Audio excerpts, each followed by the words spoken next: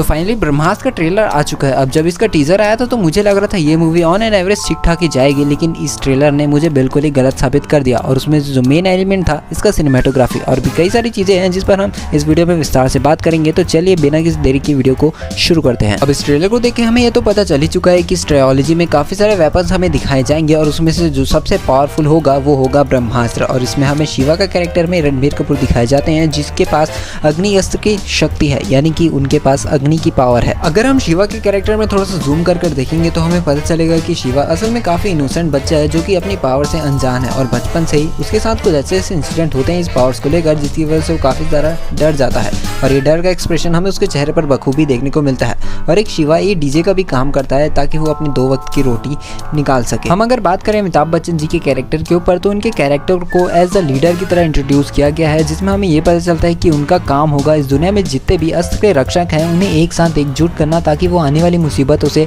लड़ सकें। अब वो आने वाली मुसीबत क्या है आपको ट्रेलर देखकर पता चल ही गया होगा, मौनी रॉय। और हाँ, जब इनकी पावर को हमें दिखाया जाता है तो पीछे में हमें श्री हनुमान दिखते हैं। तो इससे हम 2 असम्पशन निकाल सकते हैं कि या तो इनका पाला ब्रह्मास्त्र से 2 से 3 बार पड़ चुका है या फिर इनके ऊपर ब्रह्मास्त्र का कुछ भी असर नहीं होने वाला, क्योंकि आपको पता ही होगा कि हनुमान जी को वरदान है कि उनके ऊपर ब्रह्मास्त्र का कुछ भी असर नहीं होगा। अब इन सब से हटकर हमें एक और चीज देखने को मिलता है, वो है नागार्जुन सर का अग्रेसिवनेस। अब उनका ये कैरेक्टर काफी ज्यादा अग्रेसिव होने वाला है क्योंकि हर एक टीम में एक ना एक बंदा ऐसा होता है जो किसी की भी नहीं सुनता, सिर्फ अपनी ही मर्जी से चलता है और वो सारी क्वालिटी हमें नागार्जुन सर के लुक में ही देखने को मिल जाती है। अब हम बात कर लेते हैं हमारी सस्ती वांडा यानी कि हमारी मौनी रॉय के ऊपर। जिस तरीके से टीजर में इनको रेड कलर से डिनोट किया गया था तो उसी को देखकर सब पता चल गया था कि इनका कैरेक्टर एक एंटेगनिस्ट टाइप का होने वाला है और जो एक ब्रह्मास्त्र के लालच के पीछे पड़ी हुई है। अब पता नहीं वो ब्रह्मास्त्र का क्या करने वाली है, लेकिन वो ब्रह्मास्त्र को किसी भी तरीके से पाना चाहती है। और हमारी सेकंड हैंड वांडा के कैरेक्टर को इस तरीके से डिजाइन किया गया है कि वो जैसे जैसे सामने वाले बंदे को निपटाती है तो उसी तरीके से उनके पावर्स भी बढ़ते जाते हैं। अब मैं ऐसा इसलिए कह रहा हूँ क्योंकि इस सीन में जब मौनी रॉय यहाँ पास खड़ी हुई होती हैं तो उनके सामने काफ़ी सारे कांच के टुकड़े होते हैं। अब ये ज़रूर किसी बंदे के गिरने मरने की वजह से टूटे होंगे। तो इसी के साथ साथ जैसे ही उनके पास उनकी पावर जाती है तो ये रेड स्पेल उनकी तरफ मूव होते हुए दिखाए जाते हैं। अब ये हमें वांडा मतलब कि अब चलो वांडा को यहाँ पास नहीं लाते तो ये उनकी पावर को बढ़ाती है।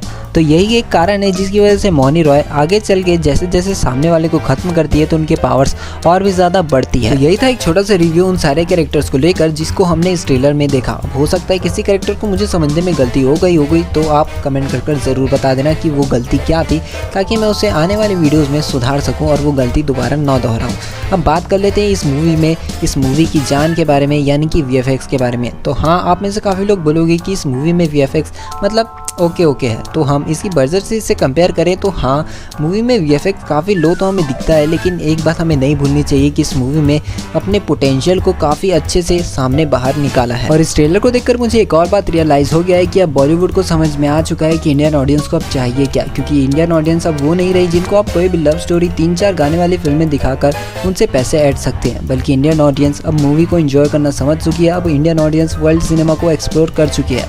अब इंडिया में सुपर हीरो जॉनरा की काफ़ी ज़्यादा ज़रूरत है। और लास्ट में मैं बस यही होप करता हूँ कि जिस तरीके से मूवी ने हमें ट्रेलर में डिसअपॉइंट नहीं किया है तो उसी तरीके से ये थिएटर में भी डिसअपॉइंट नहीं करेगी और इसके एंडिंग देखने में भी हमें काफ़ी ज़्यादा मज़ा आएगा, क्योंकि एंडिंग जितनी ज़्यादा कॉम्प्लेक्स और हार्ड हो तो मूवी को एंजॉय करने में उतना ही ज़्यादा मज़ा आता है। बाकी इस ट्रेलर को देखकर आपको क्या क्या अच्छा लगा और क्या क्या नहीं लगा ये कमेंट कर ज़रूर बता देना और मिलते हैं आपसे नेक्स्ट वीडियो में न्यू टॉपिक के साथ हमेशा की तरह। Thanks for watching this video.